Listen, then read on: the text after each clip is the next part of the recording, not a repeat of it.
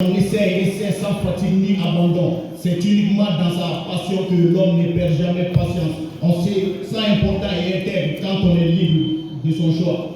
Moi, je vois les choses autrement. Ma famille n'a pas voulu respecter cela. Consciente qu'elle ne peut garantir la réussite de tous ses enfants, mais elle a réussi quand même à confisquer mon choix.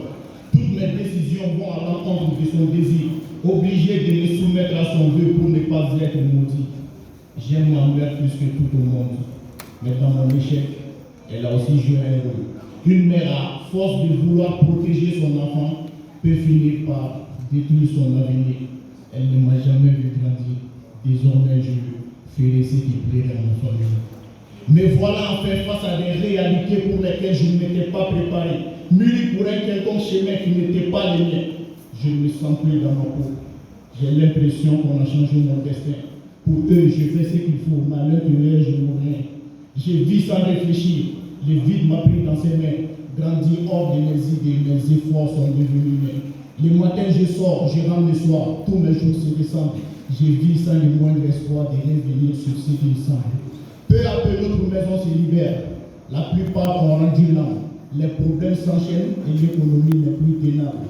Le père mort, les fils brûlés, tous les champs. N'a pas été notre cas. Notre papa n'avait pas de trésor caché. Sa seule terre est l'endroit où on vit déjà.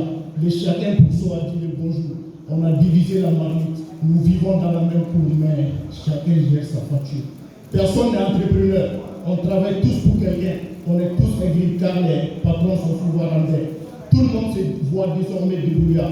Changer de boulot en boulot n'est plus ce qui manque. Voilà une famille qui va augmenter le taux de pauvreté dans son pays.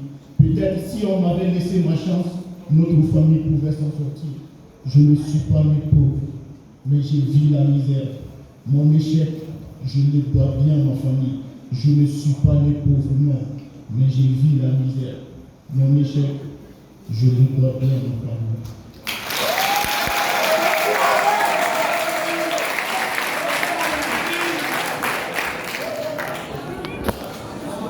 La seule richesse de la pauvreté, c'est l'air gratuit qu'on respire sans facture. Heureusement que c'est Dieu qui donne, pas l'humain. Il le donne à qui il veut, sans même tendre la main. Et quand tu réalises que le pain que certains refusent, d'autres sont à la recherche de ce pain pour survivre. La vie est un combat, d'autres viennent au monde en ayant déjà la victoire, et d'autres sont obligés de se battre jusqu'à la fin. Même s'ils ne gagnent pas, au moins s'ils auraient espoir. On n'est pas tous riches. Mais au moins on est avec un cœur. Dès que nous sommes les Katoro Mekaflai, la fantaisie et la tombali, Alice et Philippe. C'est une tâche d'être né pauvre, car on a des parents à rendre fiers et une nouvelle famille à construire. La toxicomanie n'est pas la solution, mais se battre pour transformer les larmes en sourire est une option. Toutes ces nuits à cogiter, à pleurer tout bas, n'est pas une raison de se rater et quitter la voie de série tout bas. Au lieu de donner la place à la rage, et on la hâte de le transformer en courage. Il n'y a pas de sous-métier, il n'y a que le regard des autres qu'il faut se méfier. Kokutara furante pareil, Gutara furanabe wari mutomo, atofo mogoye. Konide kara sotara mapranti kabe do jemina, alisa jemine kumala. Nteni femeni nefe, wae flari dalila, shuka fon kerejara, alisa yuli pone foriye. Qui bambara mako fantanda irime à la bolo, alisa ega seke bambati de foriye. Si d'autres pensent qu'être pauvre, c'est s'asseoir et attendre Dieu, moi je dis que c'est une force de réaliser quelque chose de mieux. Il faut se battre jusqu'au bout, car tout vient à point, et c'est lui qui s'est atteint.